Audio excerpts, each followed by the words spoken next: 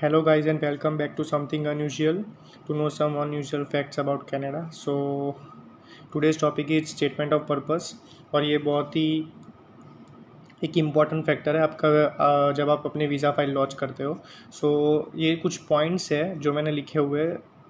आपको जब जब आप वीज़ा फाइल करोगे तो आप जब एसओपी लिखोगे अपनी स्टेटमेंट ऑफ पर्पस कि आपको क्यों कनाडा जाना है, क्यों यही कॉलेज में आपने एडमिशन लिया, क्यों यही प्रोग्राम में आपने एडमिशन लिया। सो ये सब थी चीज़ें आपको क्लैरिफाई करनी होती है जो आपको एसओपी में लिखनी होती है। सो सबसे पहले जो पॉइंट आपको ध्यान रखना है वो ये है कि अगर आपकी फ़ाइल नॉन एसडीएस है तो आपको एसओपी लिखते वक्त ज़्यादा ध्यान रखना होगा as compared to the SDS students, क्योंकि नॉन एसडीएस स्टूडेंट्स को या तो फिर कोई बैंड क्राइटेरिया में प्रॉब्लम होगा या उन्होंने आईएलटीएस के अलावा कोई एग्ज़ाम दी होगी, फॉर एग्जांपल पीटी या ऐसा कुछ, या तो फिर उनके प्रॉपर फंड्स नहीं होंगे। सो उनको आईटीआर अपना इनकम टैक्स रिटर्न फाइल बताना होगा एसओपी में। सो ये सब चीज़ें नॉन एसडीएस स्टूडेंट्स को ध्यान रखनी होगी जब भी वो एसओपी लिखते हैं। Another important thing is that कि आपकी एसओपी बहुत लंबी नहीं होनी चाहिए। फॉर एग्जांपल अगर आप 7 या 8 पेज की एसओपी लिखती हो तो उसमें बहुत सारे पॉइंट्स ऐसे होंगे जो इररिलेवेंट होंगे और आपको सिर्फ 1 या 2 पेज की एसओपी लिखनी है और एकदम जस्टिफाइबल होनी चाहिए। मीन्स आपकी एसओपी एकदम सिंपल और सोबर होनी चाहिए कि पता चल जाए कि क्यों आपको यही कॉलेज में जाना है, क्यों आपने ये कोर्स चूज़ किया, क्यों आप ये फील्ड में इंटरेस्टेड हो। That's it. Another point is that कि अगर कोई भी 2 स्टूडेंट्स है और वो फ्रेंड्स है और अगर वो सेम कोर्स में सेम कॉलेज में जा रहा है फिर भी उनको अपनी एसओपी कॉपी नहीं करनी होगी। मेन रीज़न ये है कि अगर उनके आईएलटीएस बैंड्स डिफरेंट हो गए और एक ने अगर दूसरे में से कॉपी करके और फिर फाइल लॉन्च के वक्त एसओपी अपनी बना ली तो उसमें थोड़ा प्रॉब्लम हो जाएगा, क्योंकि आप अपने डॉक्यूमेंट्स भी सबमिट करते हो जब आप अपनी फ़ाइल लॉन्च करते हो। अनदर पॉइंट इज़ के आपके कोई भी इंट्रोडक्टरी इंफॉर्मेशन एसओपी में हाईलाइटेड नहीं होनी चाहिए। फॉर एग्जांपल अगर आप आपका रेसिडेंशियल एड्रेस, आपका पेरेंट्स का ऑक्यूपेशन, आपके पापा कहाँ पे काम कर रहे हैं, क्या कर रहे हैं, बिजनेस कर रहे हैं, जॉब कर रहे हैं। Another thing that your passport number should not be mention, your birth date is not important in the SOP. So ये सब चीज़ें अवॉइड करोगे तो आपकी एसओपी का लेंथ ऑटोमेटिकली कम हो जाएगा। अनदर इम्पॉर्टेंट थिंग जो आपको नहीं ऐड करना है वो ये है कि अगर आपकी स्टडी ख़त्म हो रही है, क्योंकि बेसिकली आप स्टूडेंट वीज़ा के लिए एसओपी लिख रहे हो, तो आप इसमें ऐसी कोई भी इन्फॉर्मेशन नहीं ऐड करोगे कि मेरी स्टडी ख़त्म हो जाएगी और उसके बाद मैं ये इस स्टडी के रिलेटेड मैं आगे अपनी वर्क परमिट लूँगा और post study work visa permit Canada में अप्लाई करूँगा और उसके बाद मैं वहाँ पे 3 साल काम करूँगा। ये सब चीज़ आपको मेंशन नहीं करनी है। अगर आपका गोल भी हो तो भी आपको वो चीज़ मेंशन नहीं करनी है, क्योंकि आप अभी सिर्फ स्टूडेंट वीज़ा के लिए अपनी एसओपी बना रहे हो। आपका पर्पज़ अभी सिर्फ एज अ स्टूडेंट आपको दिखाना है कि मैं वहाँ पे क्यों पढ़ना चाहता हूँ, किस कोर्स में पढ़ना चाहता हूँ, मेरा इंटरेस्ट किस में है, किस कॉलेज में पढ़ना चाहता हूँ। That's it. Now this point is for दो स्टूडेंट्स जिनका अपनी स्टडी एकेडमिक ख़त्म होने के बाद 2 या 3 या 5 साल का गैप है, तो उनको एसओपी में क्लियरली मेंशन करना है कि उन्होंने ये गैप के टाइम ड्यूरेशन में क्या क्या किया। उन्होंने आगे कुछ कोई कोर्स लिया था या कोई उन्होंने वर्क एक्सपीरियंस लिया है, कोई भी कंपनी में अगर एमएनसी कंपनीज़ होती है वहाँ पे अपनी जॉब ली थी। सो ये सब चीज़ें मेंशन करनी होगी। और ये सब चीज़ें मेंशन करें, अगर ये सब चीज़ें आप मेंशन करोगे तो आपकी एसओपी स्ट्रॉन्ग बन जाएगी कि ये इस बंदे ने 2 साल इस कंपनी में काम किया है या 3 साल इस कंपनी में काम किया है। So this will basically improve the chances of getting your study permit. अब ये पॉइंट वो स्टूडेंट्स के लिए जिनको अपना प्रोग्राम चेंज करना है। बहुत सारे स्टूडेंट्स ऐसे होते हैं जिनको अपनी होम कंट्री में कोई और बैचलर्स प्रोग्राम किया हो या 12th में कोई और पढ़ाई की है और अभी उनको वहाँ पे जाके कोई और अकाउंटेंसी या कोई बिजनेस मैनेजमेंट का कोई भी प्रोग्राम लेना है। फॉर एग्जांपल मैंने यहाँ पे बताया हुआ है कि switching from financial accounting to global business management. तो ये जनरली कॉमर्स वालों का एग्जाम्पल है कि कोई बंदा यहाँ पे फाइनेंस का बैचलर्स करता है, अकाउंटिंग करता है, अकाउंटिंग का कोई भी डिप्लोमा कोर्स करता है, तो वहाँ पे जाके उनको उनको ग्लोबल बिजनेस मैनेजमेंट लेना है, तो उनको पर्पस क्लियरली मेंशन करना होगा कि क्यों उनको यही प्रोग्राम लेना है, और उनको अपने फ्यूचर गोल्स भी बताने होंगे। This will ultimately make clear sense that कि आप ऐसे ही कोई भी प्रोग्राम चूज़ नहीं कर रहे हो, आपका उस उसमें इंटरेस्ट है, आपको आगे अपनी लाइफ में वो प्रोग्राम के बाद कुछ बेनिफिट्स होंगे।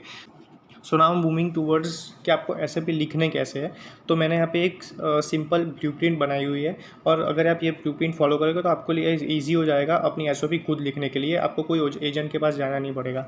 सो सबसे पहले आप किस एसओपी लिख रहे हो, तो to the consulate of the Canada और the high commission of the Canada और द वीज़ा ऑफिसर, आप किसी भी टर्म्स को यहाँ पे मेंशन कर रहे हो। उसके बाद I am here with forwarding my student visa application under SDS और नॉन एसडीएस कैटेगरी। तो आपको सबसे पहले अपनी कैटेगरी मेंशन करनी है कि अगर आप एसडीएस कैटेगरी में वीज़ा फाइल लगाइए या नॉन एसडीएस कैटेगरी में।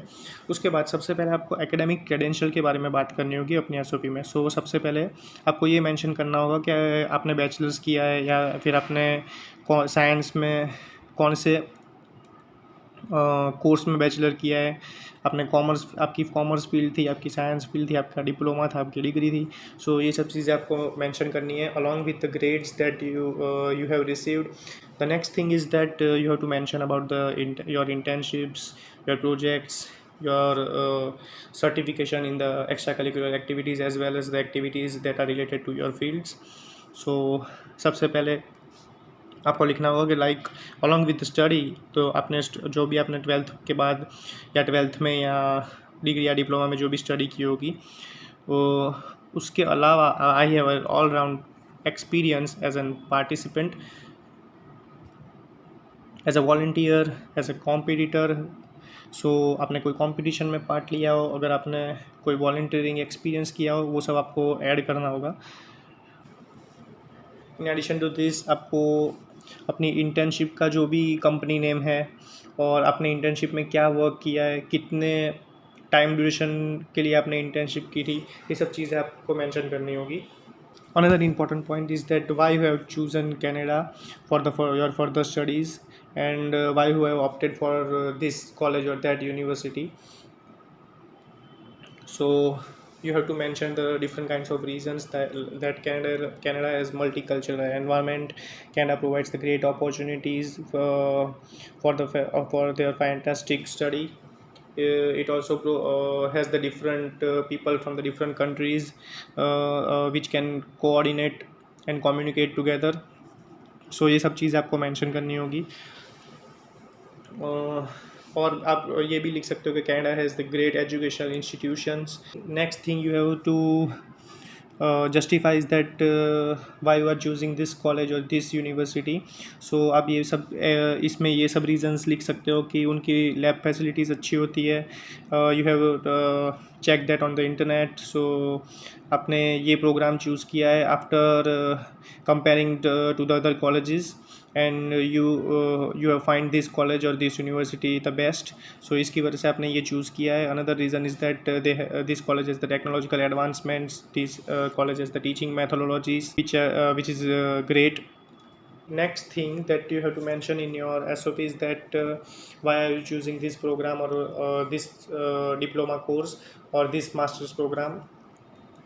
So आपको ये लिखना होगा कि ये मेरी एजुकेशन को और मेरे वर्क एक्सपीरियंस को जस्टिफाई कर। So next thing that you have to mention is that I will be returning back to my home country, that is India, and my ambition is to work in this company in my home country. So उनको ऐसा ना लगे कि आप वहाँ पे settle होने के लिए जा रहे हो, सिर्फ आपका मेन पर्पज़ वही है।